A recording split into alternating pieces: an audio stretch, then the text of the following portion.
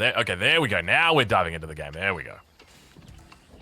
All right, it is going to be right versus left, cold colors versus warm colors, and looks like 3D is going to have 2 additional members of the clan joining. B, Dark, and Garneth will be out there, so Koinu goes to the bench.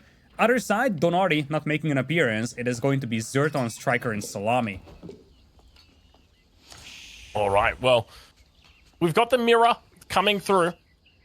When it comes to an advantage here, I don't know who to really give it to. I mean, on the right side, you've got 3 players that all probably could have almost made it to Wallalol. If Wallalol had been 20 players, then these 3 guys would have been, you know, in a very solid position to secure those last positions.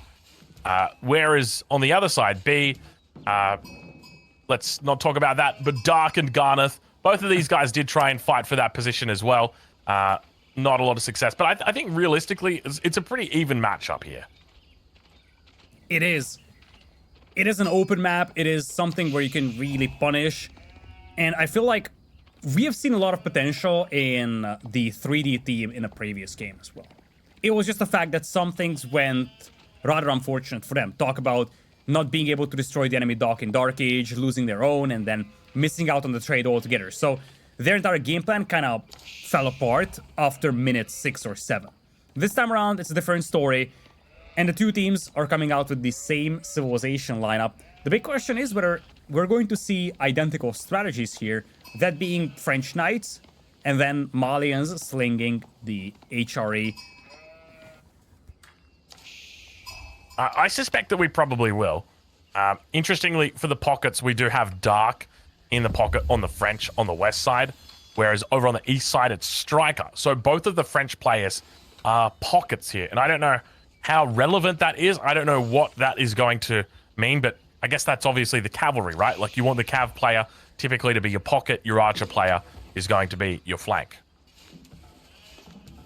Indeed, that's the usual lineup of team games. You got the archer plays on the flank, because if the cavalry player is supposed to be able to help either side with the cav, so you want to place it in the middle, and he's responsible for helping out the slower moving armies, whereas for the archers, you mostly keep them on one side. You don't really want to run across the map with them, so part of the concept is like that. Now, when it comes to archers, it's going to be interesting, though, because we don't really have archer civilizations over here, unless you consider Malians those.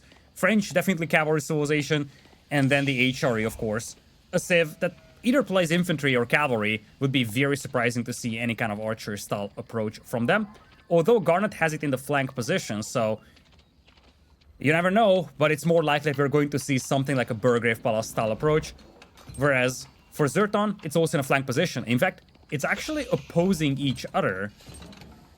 More than that, now that I actually take a look, it is a complete mirror of civilizations. Let's see if Ozzy's back. He had to take a half-a-second break, so that's part of the reason why my voice is the only one being heard in the broadcast right now. But don't you worry, he's gonna be back in a brief moment. So far, pretty straightforward openings on all sides. Alken Chapel coming up for the HRE players. No surprise on either front.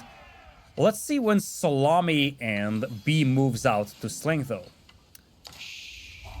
And while we're at it, the bigger question, are we actually gonna see a Sling from B? You have to keep something important in mind. B is probably the best player on the roster of 3D. Do you want your best player to do the slinging? I'm not so sure. Trade Network is gonna be the landmark for Salami, same is the case for B. So far, the two teams are mirroring each other's moves perfectly. Jongo still missing in action, so we're gonna continue with the solo cost for the time being. First Lancer, slightly faster out there for Striker, but that shouldn't be a massive difference maker. The bigger question is where that first Lancer is gonna go. Because if you can chip away one or two villagers in such a well-set mirror matchup, that could already start snowballing. Players are doing the identical things, identical civilization matchups, mirrored across the map. This is where any kind of small difference could easily snowball the game out of control. So you gotta be very cautious about those knights coming in, getting some raids going. Let's see if Striker is gonna keep it back for defense, though. Looks like he's heading out.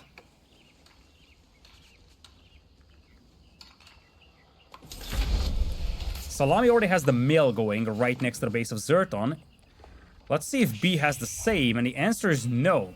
So the first major deviation in the two strategies are now B is yet to drop a mill right next to the base of Garnet. Now, remains to be seen if he's ever gonna do that, but you have the impression that he kind of will need to, because you see Dark has to deliver some sheep out there. So little sheep to work with for Garnet that he needed some help from his teammate.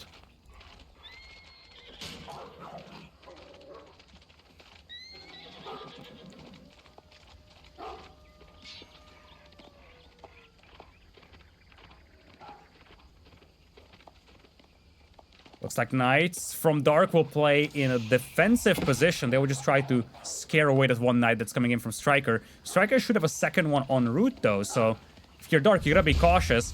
You may be tracking this one, but a second one, if it comes in, could easily pick off a villager. But look at that timing though.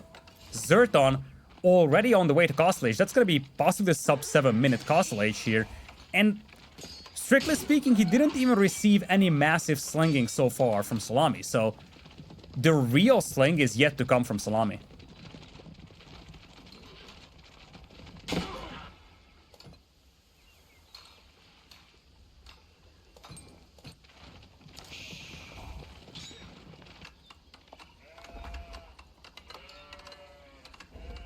Mail now coming in from B to support Garneth, but this is heavily delayed compared to what we are seeing on Salami's side.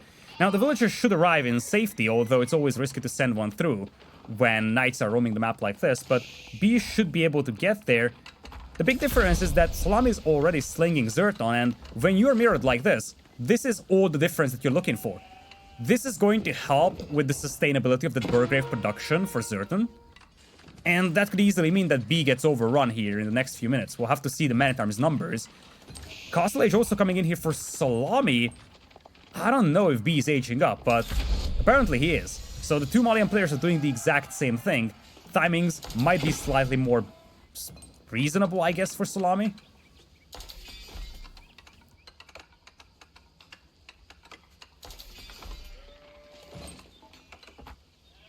And if I'm not mistaken, we welcome Drongo back to the broadcast. Welcome back.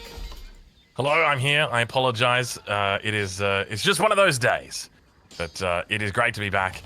And it's good to see that we've got our Holy Roman Empire players who have reached the Castle Age, but we've got interesting follow-ups right there. Double age-ups coming through from both Salami and B. So I'm assuming both of these guys going up with Farimba Garrison? Yes, they are. In fact, that is the landmark that we've seen from both. B actually gets to Castle Age slightly faster than Salami, but the discrepancy is minimal. The big thing is on the northern side. Zerton seems to have the initial momentum with the Burgrave build, and numbers slightly better for him so far, at least. Salami has had this sling set up slightly faster than B did, but it looks like the difference is not massive. Both players with men-at-arms, maces as well. Very similar builds for both sides, and really execution is also super close. So the teams so far are almost perfectly mirroring each other.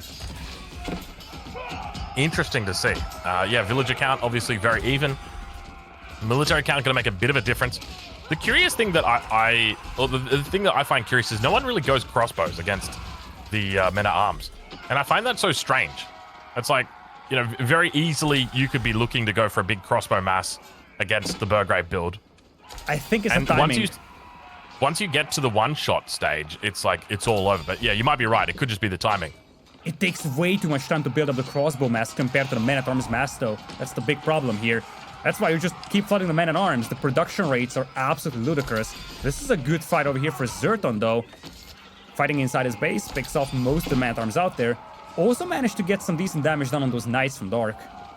Yeah, that was actually pretty good. The Knights went in for a charge, and all of the men-at-arms turned and hit them at the same time, looking at to just sweep in and kill them, and doing a really good job. But Scout going to go down here as well. They're going to be losing that one. Now it looks like the East Side boys going to be pushing a pretty strong position. We do see trade landmark coming up for B on the South side. I'm assuming that Salami went for this. It's Salami. Of course Salami went for the trade landmark. Yeah, he did. He definitely did. You know what else he's going for? I feel like you can't... Yeah, what's he going for? Mustafari Warriors. We already have 10 of them on the playing field. I don't know where they are at, but they might be joining the front of the North. Indeed, here they come. Oh yeah, coming in behind with stealth. Look at that. Salami, as he loves to, uses the stealth there. It's always fun using the stealth because your enemy can't really gauge your numbers, so they don't know whether they're taking a good fight or a bad fight. But the Musafati going to be more than capable of cleaning this up. And at the same time, we see the Knights doing a decent job of cleaning up on the south side.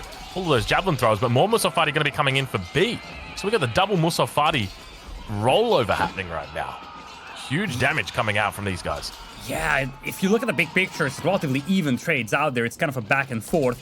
As you get closer to one player's base, they will start dominating thanks to easier reinforcements. But big question is how much those Knights can contribute, because so far they've been kind of kept back, but you need to start charging in, peeling off, and then repeating it just for maximum damage output. Looks like both sides are committing to this fight.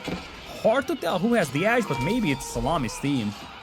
Or is it? Yeah, it definitely feels like the warmer numbers at the moment are pulling ahead in the numbers. We can see the yellow as well as the red and orange just overwhelming the green, teal, blue. Now this could be a little bit of a problem because we're heading towards Zertan's base, and as soon as we get into Zertan's base, we start to cause a little bit of idle time, and as soon as we've got idle time, we've got a lower production rate.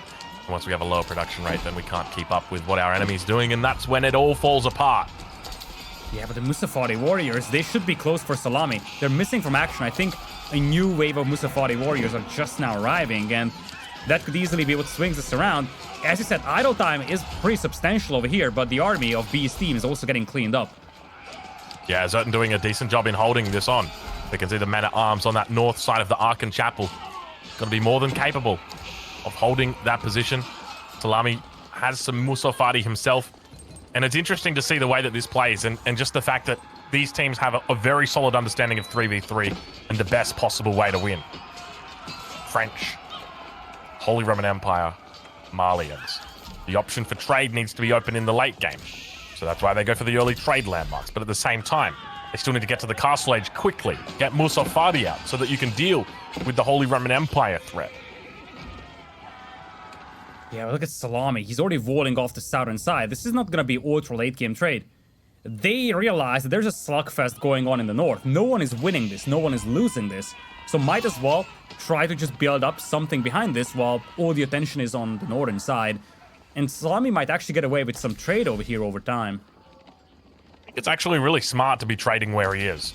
B is probably not going to expect trade coming down from this corner. The likely position where trade is going to be happening from is that northern corner, because that's a safe corner. You've got both Striker and Zertan that can guard along that edge.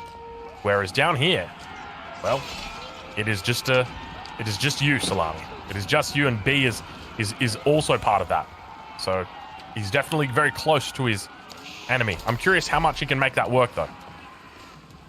Yeah, for sure. It's gonna take some time until that kicks in, but as you said, it might go completely unnoticed, and if it does, it could easily be the deciding factor in this game. Now, Knights are being peeled off to the side. With so many men-at-arms and Musafati warriors, they no longer seem to be able to contribute much, and there's a lot of opportunities for raiding over here because Dark doesn't have a lot of Knights back at home, so Striker could easily find an angle where he could do a lot of damage to either Dark or possibly even B.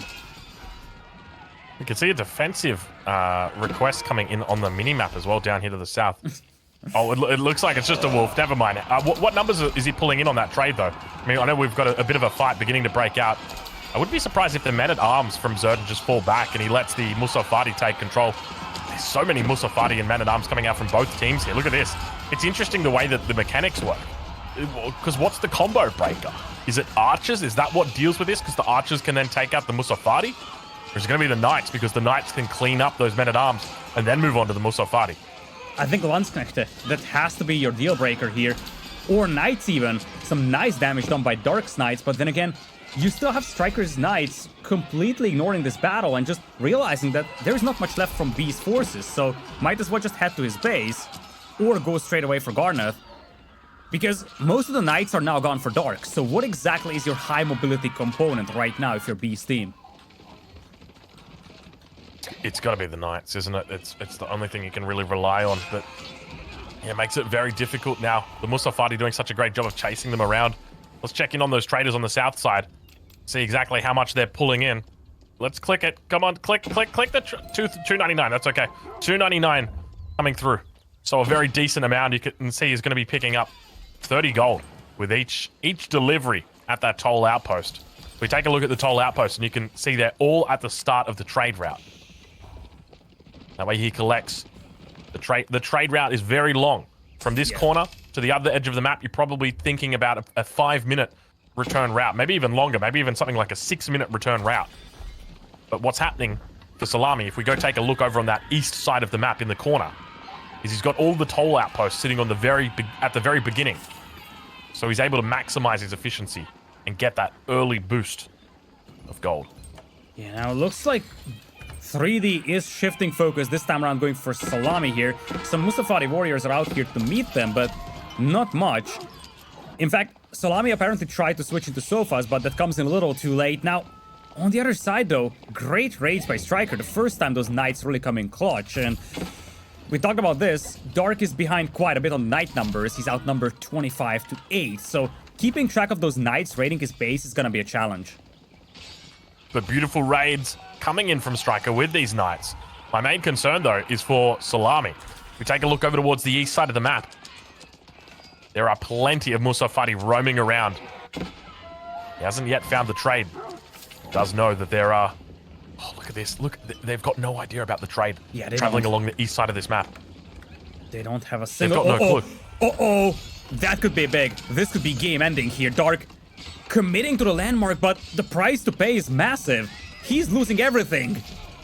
Wow, and not going to be able to commit. He tries so hard for so long, but loses so many vills. Look at that, Lidakor, that's going to be 15 dead vills right there. Possibly more than that. And the landmark doesn't even finish. He's down to 6 knights against 25 with an incomplete landmark and no access to gold. That's a disaster. It is indeed a disaster. And look at the Lanch Connects here. Together with the men-at-arms, going to be doing absolute insane amounts of work here. Zerton needs to fall back away from that position. And just for the moment, it seems like the knights are going to be capable of just blocking that landmark from ever being completed. So Dark going to be stuck here in the second age. More walls continuing to come up on that south side for Salami in the middle of the map. I don't know whether Strikers, those are units for Striker or walls, but I think they might be walls coming up for him. Yeah, those are likely walls coming up out there, so they're going to have some very safe trade going on. Now, Garnet has the numbers advantage on the northern side, but he needs to do tremendous damage here to Zerton because they are basically fighting 2 versus 3 right now, with Dark taking so much damage. Yeah, Dark does finally get up to that next stage, though. Back in the base of Zerton. Watch out for those Lanch Connects, but fortunately, Striker going to be coming in. He's got the big boys, the Knights. Looking to dish out damage and a little bit of a wall. Don't mind if I do. Good luck ever trying to take out this bad boy. Come on, hit the button. Hit the button. There it is. I don't like his chances, though. No, I feel like he just changed his mind on the way to the monastery, and in the end, it didn't work out. Now, Zerton is taking a big beating up here as well, so let's not sleep on that. As much as Dark has taken damage, now Zerton is also essentially confined into his TC with no army. Yeah, Garneth's doing a good job. Needs to get Musafati up here ASAP, Salami does, to try and deal with this. Knights aren't going to be able to deal with these. Men-at-Arms aren't going to be able to deal with them, so needs to get the Musafati up there. But the Musafati numbers from B at the moment are pretty solid. While there might be a bit of a villager deficit coming out from Strikers, Salami and Zerton, they're up 20 vills. On the other side, there's 50 military pop advantage coming through for the 3D clan. Yeah, that's a big thing. And you just need that momentum, especially because that army is well placed. It's also a good composition, a lot of Musafati warriors to try and deal with those knights. And look at the Striker's numbers. All the knights are gone. He had to take that fight before the Castle Age upgrades came in. And now he's down to just 9, which is almost comparable to Dark's numbers. In a blink of an eye, the momentum swings, and 3D is actually looking like they are in a really good shape. Yeah, they are. But at the same time, it's a pretty solid repel coming in here. He's able to force those units away. The main issue that they're going to have are the Musafati. There's just so many Musafati here. Fortunately, there's also some archers coming in for 3DB, so he's going to be able to clean up any Musafati that his enemy throws at him. And 1,800 gold being sent by B to Garneth. I don't know what Garneth's plan with that gold is. He might be thinking about going to Castle Age himself. But there are walls coming up on that south side, and I think they've realized that there's trade coming in for Salami. If we take a look down to the south side, I appreciate there's a big battle happening right now, but more pertinently, Yeah, there is indeed a unit that is over that side of the fence. It's Knights. They know. They do. What are they gonna do to stop it? All their armies on the north. I think they're better off right now just trying to knock out Zertan from the game as he is, because they have a good shot at that. They're torching down production buildings. Not much is there for Zertan anymore. And the reinforcements, they're lackluster. Just a handful of Knights coming in here from Striker. And Salami, he has to walk all across the map to assist here. Yeah, it makes it very difficult for him. You can see those Raiders shutting down the traders. And now it looks like a keep going to be dropped down. Is that... What color keep is that? I'm having difficulty determining. It looks like a keep for a salami-colored keep, maybe? Yes, it is. But how are you going to complete that? There are enemies all around. I feel like that's overly ambitious. Lord Doubt is smiling upon that keep, I suspect. It is... Oh, all right. Well, I guess perhaps not. A little bit more of a... A little bit less of an ambitious keep, but still going to have trouble dropping it, though. Let's see if he's able to get it up. He tries, and beautiful blocks coming in. Look at him, just following the villagers perfectly. The archer's going to be able to take down the villas, while the Musafati was standing on top of them. Such a good micro over here, really, and Salami, he tried to keep, but this feels like a keep of desperation. They're down to 24 army, and right now 3D is doing this without Dark. He took all the damage, but this allowed Garneth and B to just overwhelm, and at the end of the day, now Zertan is also essentially knocked out of the game. So this kind of gets reduced to a 2v2, but a 2v2 in which you have almost a 6-1 army advantage in the favor of 3D. We don't see any trade at all coming out from 3D at this point. So that score that we're seeing coming through from B, it is just purely based on everything else that's going on in the game for him right now. He's obviously got the pit mines that's happening, but other than that, I'm curious what it is he's got going for him. Probably not much. Keep is gonna get completed, but now they just don't seem to have momentum, and the moment that keep gets up, 3D is going to just change targets, and now they go for a pocket player, Striker, who has just 7 Knights to defend his base with. Never feels good defending with Knights against Musafati. They're almost as fast as you, and they just absolutely overwhelm and destroy you. And you can see him chasing right now, saying, come on, you want to fight? Let's fight. Puts him in the corner. Keep does finally get up over here for Salami, but at the same time, it is, I feel like the damage is already done to Zertan. It is. Zertan is a non-factor right now, and behind this one, Dark was rebooming, so he's slowly actually increasing his Knight numbers. In fact, he has more Knights now than what Striker does. Zertan still struggling, and on the southern side, I think that's the bigger deal. Salami is sitting at 12 Sofas, 15 Musafati warriors against 30 archers and 25 Musafati warriors. B now has the better army from the 2 Malian players. Yeah, this is a really good point. It looks, to me, it looks like at this point the 8-bit army might just be tapping out shortly. The military is looking measly compared to the military of the 3D clan. It for sure is. It is now a dominant lead for 3D. And you see, now they're overrunning the French player, Striker. So even if Zertan somehow comes back into this one, the French player's base is getting rampaged right now. So many idols, town center being torched down, villagers down south from Salami getting raided. All across the map, 3D is dominating the game, and as you said, a GG here might be imminent from the 8-bit army. With the town center going down, the villager production is going to be stopping, and indeed, the surrenders come through. Zertan, Striker, and Salami tapping out in 3D clan, evening up the series 1-1. Such a back and forth game this was. For a long time, it seemed like the 8-bit army is just gonna take this. They did so much damage to Dark. I mean, just look at that villager graph.